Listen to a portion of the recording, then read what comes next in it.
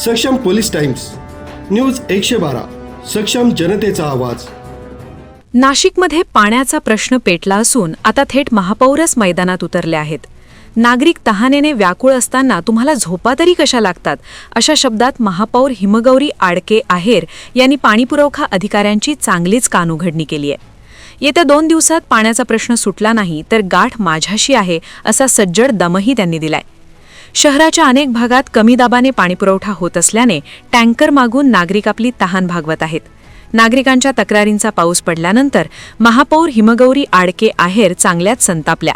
त्यांनी पाणीपुरवठा अधिकारी धारणकर यांच्यासह सर्व विभागीय अधिकाऱ्यांची तातडीची बैठक बोलावली. या बैठकीत महापौरांचा रुद्रावतार पाहायला मिळाला. लोकप्रतिनिधींना उत्तर देताना नाकी नऊ येत आहेत आणि प्रशासन मात्र सुस्त आहे, अशा शब्दांत त्यांनी आपला संताप व्यक्त केला. कॉन्ट्रॅक्टर हलगर्जीपणाने जर कामं करत असतील आणि अशा पद्धतीने जेव्हा आता उन्हाळा येतोय त्यात पाण्याचा असा गैरवापर किंवा आपण म्हणतो पाणी वाया घालण्याचं काम खरं तर हे कंत्राटी काम दिलेले आहेत त्यांच्याकडनं होत आहे. तर आम्ही निश्चितपणे 5 पट त्यांच्यावरती पेनल्टी लावतो आहे आणि ही पेनल्टी जर ते भरले नाही, कारण पाणी पुरवठा अधिकाऱ्यांचं म्हणणं होतं आम्ही त्यांना पत्र देतोय पण कॉन्ट्रॅक्टर्स त्याला सिरियसली घेत नाही. मग मी त्यांना सांगितलं की आपल्या सगळ्या मनपामध्ये जेवढे विभाग असतील त्यांच्यामध्ये कोऑर्डिनेशन होणं गरजेचं आहे आणि जर अशा पद्धतीने जर पाणी पुरवठ्याचं काही नुकसान जर त्या कंत्राटदाराने केलं असेल तर त्याचं जे बिल आहे ते काढताना पाणी पुरवठ्याची NOC किंवा कोणी त्याला नोटीस दिलेली असेल तर ते बिलातनं ते मायनस करून घ्यावे, म्हणजे ती पेनल्टी निश्चितपणे कॉर्पोरेशनला मिळेल. आणि त्याचबरोबर जेही काही पाण्याचं गैरवापर होतोय त्यांना देखील इथे पेनलाइज करणं खूप गरजेचं आहे. अशा पद्धतीने चुकीचं कनेक्शन जर काही लोक घेत असतील तर त्यांच्यावर देखील कारवाई झाली लागतात. म्हणजे पाणी देणं आणि कुंभाचं पूर्ण काम पूर्णत्वास आणणं ही तर खरं जबाबदारी आहे. आम्ही लोकप्रतिनिधी म्हणून त्यांचा फॉलोअप करू शकतो, पण एक्झिक्युशन लेवलला फील्डवरती काम करणं ही अधिकाऱ्यांची ज्यांना टेक्निकल नॉलेज आहे कॉन्ट्रॅक्टरची या सगळ्यांची जबाबदारी आहे. कारण हे एक जर कम्युनिकेशन स्ट्रॉंग असेल आणि जर फॉलोअप स्ट्रॉंग असेल तर ते काम पूर्णत्वास येतं. आणि मला इथे दिसतं आहे की एक इंटर डिपार्टमेंटल कम्युनिकेशन नसल्यामुळे जर काम अपूर्ण राहत असेल तर हे आपलं NMCचं फेल्युअर आहे आणि हे जर झालं तर हे काही आपल्याला शोभनीय नाही. आणि म्हणून मी त्यांना असं म्हटले की तुम्हाला रात्रीच्या झोपा कशा लागतात, कारण ही खूप गांभीर्याने घेण्याची गोष्ट आहे. आपलं नाशिक हे जर आपण 24/7 जर इथे इतकं काम आहे ते जर केलं नाही आणि तशा पद्धतीने सिरियसली नाही झालं तर ते काही चुकीचं होता कामा नये. आणि यासाठी आम्हाला खरं तर इथे ही जबाबदारी दिली आहे. त्यामुळे ती जबाबदारी आम्ही पार पाडूच आणि त्यांच्या मागे लागून हे काम पूर्ण चांगलं आणि क्वालिटीचं कसं होईल याचा खरं तर आम्ही विचार करतो.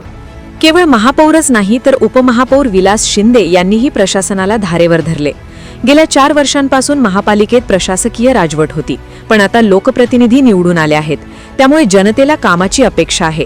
जर अधिकाऱ्यांनी आपली कार्यपद्धती सुधारली नाही आणि पाणीपुरवठा सुरळीत केला नाही तर आम्ही आमच्या पद्धतीने तुमचा बंदोबस्त करू, असा इशारा उपमहापौरांनी दिलाय. घेतल्यानंतर पाणीपुरवठा सुरळीत होईल अशी जशी नाशिककरांची भावना होती आणि आम्हाला असं वाटलं होतं की शेटडाऊन घेतल्यानंतर पाणी सुरळीत नाशिककरांना पुरेसं पाणी मिळेल. परंतु थोडंसं मी मागे जायला पाहिजे. याचं कारण असं की गेल्या 4 वर्षामध्ये प्रशासकीय राजवटीच्या काळामध्ये सुद्धा नाशिककरांना अनेक ज्या काही मूलभूत सुविधा आहेत त्याच्यामध्ये प्रामुख्याने पाणी, स्वच्छता, आलं लक्षात, ड्रेनेज सिस्टम्स यस आणि विद्युत विभाग, साफसफाई अशा अनेक अडचणींना सामोरे जावं लागलेलं आहे. आणि ज्या 15 जानेवारी 2026ला मतदान झालं, या नाशिककरांनी मोठ्या अपेक्षेने आपल्या हक्काचे लोकप्रतिनिधी या नाशिक महानगरपालिकेत निवडून पाठवले आहेत. आज मला असं वाटतं आहे की उद्या 3 महिने या सगळ्या निवडणुकीनंतर होतील, परंतु ज्यावेळेस या ठिकाणी लोकप्रतिनिधी आले, प्रत्येक लोकप्रतिनिधीच्या प्रभागातल्या वेगवेगळ्या समस्या आहेत. त्यात प्रामुख्याने पाण्याची टंचाई फार भासते आहे आणि त्याच्यावरती ओरिएंटल काही सोल्युशन मिळावं यासाठी याची सगळ्या अधिकाऱ्यांची बैठक माननीय महापौर हिमगौरीताई आडके यांच्या उपस्थित या ठिकाणी झाली. त्यांच्या समस्या जाणून घेतल्या, परंतु त्याच्यातून असं एक निदर्शनास आलं की प्रशासनाकडे कुठल्याही असं काही नियोजन त्या ठिकाणी दिसून आलेलं नाही आणि नियोजन न दिसल्यामुळे हा नियोजनाचा अभाव आहे. या ठिकाणी नवीन जलकुंभ बांधलेले आहेत. जलकुंभ बांधून सुद्धा ते जलकुंभ पाण्याने भरले जात नाही आहे आणि अशा अनेक गोष्टी. काही नाशिक शहराची लोकसंख्या एवढ्या मोठ्या प्रमाणात वाढलेली आहे, त्या ठिकाणी तेवढा पुरेसं असं पाणी त्या ठिकाणी दिलं गेलं पाहिजे, परंतु ते आज त्या ठिकाणी पोहोचत नाही आहे. नागरिकांना असं वाटतं की नाशिक धरण एवढं, गंगापूर धरण एवढं भरलेलं आहे, भरलेलं असताना पाणी का मिळत नाही आहे. इतर जिल्ह्याच्या तुलनेमध्ये नाशिकमध्ये पाणी टँकरद्वारे पाणी पुरवठा करावा लागतो. मला असं वाटतं ही बाब ही नाशिक महानगरपालिकेसाठी, आमच्या सगळ्यांसाठी मला असं वाटतं ही अभिमानास्पद बाब नाही आहे. एकीकडे सिंहस्थ कुंभमेळ्याच्या तयारीसाठी शहरात कोट्यावधींची विकास कामे सुरू आहेत, तर दुसरीकडे नाशिककरांना थेंब थेंब पाण्यासाठी संघर्ष करावा लागतोय. महापौरांनी दिलेल्या 2 दिवसांचा अल्टिमेटम अधिकारी गांभीर्याने घेतात का आणि नाशिककरांची तहान भागते का, हे पाहणे महत्त्वाचं ठरणार आहे.